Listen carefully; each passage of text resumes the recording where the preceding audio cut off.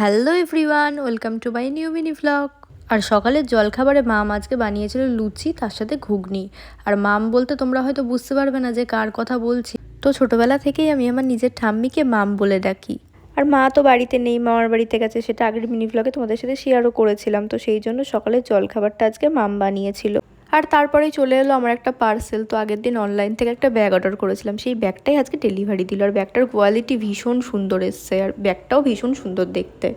স্নান করে পুজো কমপ্লিট করে তারপরে বসে পড়েছি খেতে। আর আজকে লাঞ্চের মেনুতে ছিল গোল গোল করে আলু ভাজা, বেগুন ভাজা, আলু সেদ্ধ, ডাল সেদ্ধ, আর তার সাথে আলুর দম।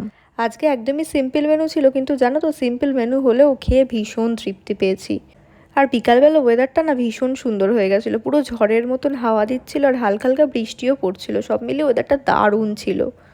আর সারাদিন গরম থাকার পরেও বিকালের দিকে যদি একটু বৃষ্টি হয় না, ওয়েদারটা ভীষণ সুন্দর হয়ে যায়। এই গরমে তাও একটু শান্তি পাওয়া যায়। আর জানো তো বিকালবেলা একটুখানি দরকারে বেরিয়েছিলাম, আর বাড়ি আসার সময় চুরমুর কিনে নিয়ে এসেছিলাম, তো সন্ধ্যেবেলা ওটাই খেয়েছিলাম। আর রাত্রেবেলাতে খেয়েছিলাম ভাত, আলুর দম, আর তার সাথে ঝুরি আলু ভাজা। আর আমি না রোজ রাত্রেবেলা ভাতই খাই, ওই রুটি আমার একদম ভালো লাগে না খেতে। আমার 3 বেলা ভাত দিলে আমি 3 বেলা ভাতই খেয়ে নেবো, কিন্তু রুটি খেতে আমি একদমই ভালোবাসি না।